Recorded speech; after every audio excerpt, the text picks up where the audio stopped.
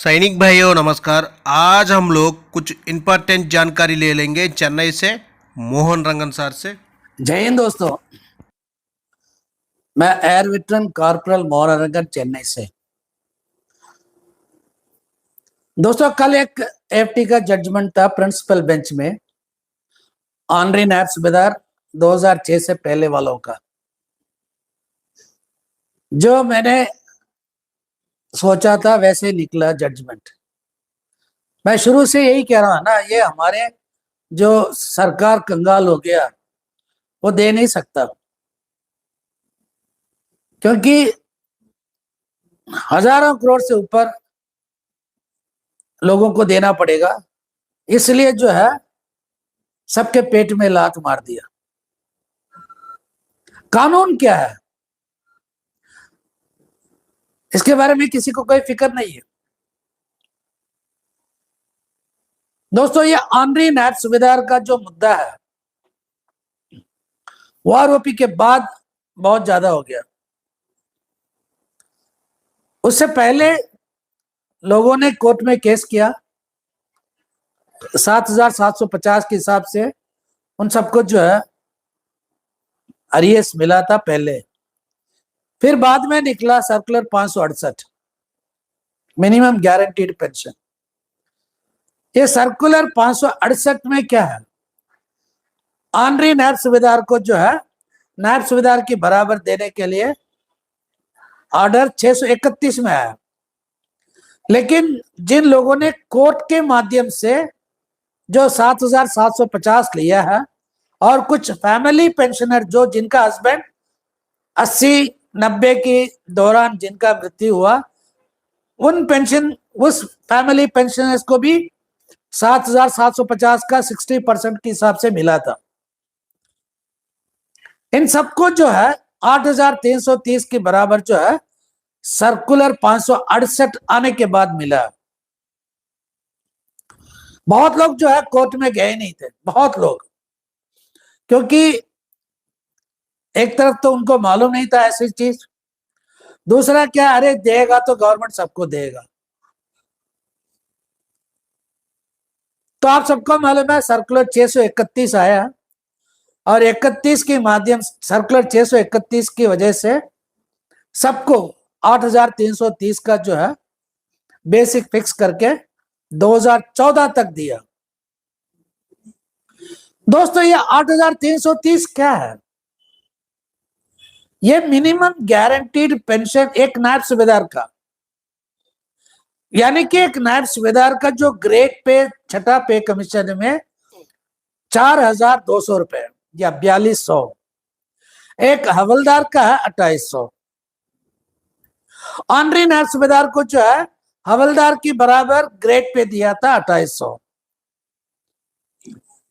और सर्कुलर 568 की वजह से सबका जो है ग्रेड पे हो गया था 4,200।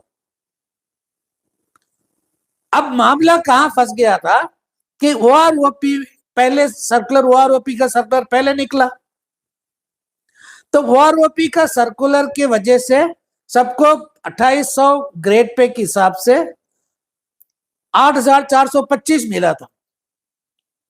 मैं जो कह रहा हूं 24 साल का, और रेगुलर नायब सूबेदार को मिला था 9,429। अब लोगों ने यही सोचा कि भाई चलो ठीक है, आगे जाके हमें 2014 से लेके आगे मिलेगा। दोस्तों सर्कुलर 631 आने से पहले, अगर मैं गलत ना हो तो 2019-20 के आसपास मैंने 3-4 वीडियो निकाला था। मैंने एक व्हाट्सएप लिंक खोला था, सारे ऑनरी नैब सूबेदार जो है उस लिंक क्लिक करके एक साथ हो जाओ, ताकि हमें पता चले कि हिंदुस्तान के अंदर कितने ऐसे ऑनरी नैब सूबेदार है जो 2006 से पहले रिटायर हुए, और 2006 से पहले कितने लोगों का मृत्यु हुआ। यही जानने के लिए मैंने व्हाट्सएप लिंक 2-3 व्हाट्सएप लिंक खोला था। दोस्तों दुख किस बात की है, सिर्फ 50-60 लोग जो है उसमें उस लिंक को क्लिक करके उस व्हाट्सएप ग्रुप में आए थे। दोस्तों हमारे में एक कहावत है, जो आदमी दूसरों का दर्द को अपना नहीं समझता है ना, वो सोसाइटी कभी आगे नहीं बढ़ सकता। हम लोग इसीलिए मतलब आप लोगों के लिए लड़ रहे हैं ताकि हमारी सोसाइटी आगे बढ़ सकते। लोगों ने यही ओपनली कहा था, अरे गवर्नमेंट अपने आप देगा, गवर्नमेंट अपने आप देगा। जब इतना दे दिया तो आगे उनको क्या प्रॉब्लम है। इसी दौरान बहुत लोगों ने मेरे से सलाह लिया कि सर आगे कोर्ट में केस करो, केस करो। मैंने सबको मना किया। मैंने कहा अभी जितने लोगों ने केस डाला है वो सब पेंडिंग पड़ा है, आप कोई केस मत डालना, देखते हैं आगे क्या होता है। क्योंकि मुझे मालूम था ये गवर्नमेंट किसी को कुछ नहीं देने वाला है। इस गवर्नमेंट के सामने ना कोई कानून है, कुछ नहीं है। क्योंकि जो प्रिंसिपल बेंच जिन लोगों ने जजमेंट दिया है, इन्हीं लोगों का एक जजमेंट है कि सबको जो है नायब सूबेदार की बराबर की जो जजमेंट दिया, अब प्रिंसिपल बेंच में जाके सब उल्टा हो गया। और इसी के लिए मतलब इतना दिन मतलब ये वेट कर रहा था क्या कि तकरीबन 1 साल हो गया, जजमेंट रिजर्व, जजमेंट रिजर्व। अंग्रेजी में एक कहावत है, justice delayed is justice denied. यहां पे यही हुआ। किसी भी कोर्ट के जजमेंट के खिलाफ हम बात नहीं कर सकते, इसलिए हम कोर्ट की जजमेंट के खिलाफ बात नहीं कर रहे हैं। लेकिन जो हमने सोचा वही हुआ। हमारे जितने भी जो है ना ऑनरी नायब सूबेदार अभी तक सो रहे थे, अभी तक यही सोच रहे थे कि दूसरों को मिलेगा तो मुझे मिलेगा, अभी तो जागो, अभी तो जागो। अब सोचो आगे क्या करना। दोस्तों अभी आज मैंने एक वीडियो देखा, अभी 5-10 मिनट पहले। एक नायब सूबेदार है जो हमेशा बोर्ड के पीछे लिख के लोगों को समझाने वाला, बोला कि नायब ऑनरी नायब सूबेदार एक रैंक है, फलाना डिकाना क्या क्या बता रहा था। अब उनके पास कोई शब्द नहीं है ये जजमेंट सुनने के बाद। अब ये कह रहा है कि मतलब दूसरों की बहकावे में मत आना, आप जाओ हाई सुप्रीम कोर्ट में जाओ और सुप्रीम कोर्ट में ऐसे आदमी को आप चुनो कि जो दिल्ली में है आपको मदद करने वाला। अब देखो ये क्या हिंट दे रहा है कि मुझे कोई पैसा नहीं चाहिए, ये बंदा दिल्ली में रहता है। ये इनडायरेक्टली बता रहा है, क्योंकि लोग यही पूछेंगे ना, सर आप हमारे लिए कुछ करो। दोस्तों कोई किसी के लिए कुछ नहीं कर सकता। अब मैं अभी लिख के दे रहा हूं आपको। मैंने 3 साल पहले, मैंने आप लोगों को 3 साल पहले मैंने एक ही चीज बताया था कि ऑनरी नायब सूबेदार का कानून क्या है। उस कानून के बारे में आज तक किसी ने बात ही नहीं किया, बात ही नहीं किया। क्यों नहीं किया? ऑनरी नायब सूबेदार, ऑनरी हवलदार, ऑनरी नायक, इन सबका एक कानून है। सबसे पहला कानून ऑनरी नायक का जो है, 1 रुपया टीएस नायक से, मतलब सॉरी पक्का नायक से 1 रुपया कम। ऑनरी हवलदार, पक्का हवलदार से 1 रुपया कम। अब आते हैं ऑनरी नायब सूबेदार का कानून क्या है। ऑनरी नायब सूबेदार का कानून यह है, पक्का हवलदार यानी कि जितने साल में वो रिटायर सर्विस किया, जितने साल में वो रिटायर हुआ है, उसका जो लास्ट पेड रन, उसका लास्ट पेड रन, उसका जो पेंशन है ना, उसके ऊपर 20%। यानी कि अगर वो 100 रुपया हवलदार का पेंशन है तो उसका जो ऑनरी नायब सूबेदार का पेंशन होना चाहिए 120 रुपया। ये कानून है, लेकिन इस कानून के बारे में कोई बात ही नहीं कर रहा। दोस्तों, मुझे आप लोगों को ना जब देखता हूं ना, आप लोगों की रवैया देखता हूं, आप लोगों की जो कमेंट्स देखता हूं ना, मुझे तरस भी आ रहा, गुस्सा भी आ रहा। आप ऐसे ऐसे लोगों के पीछे भागते हो।